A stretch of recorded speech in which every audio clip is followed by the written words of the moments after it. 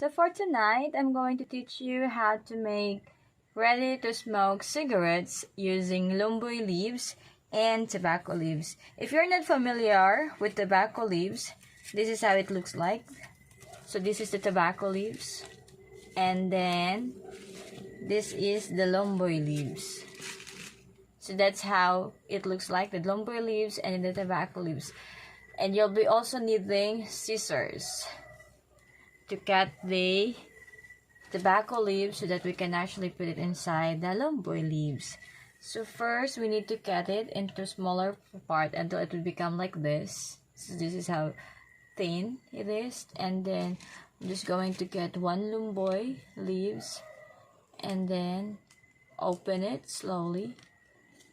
Try to put it inside, and then looks like this.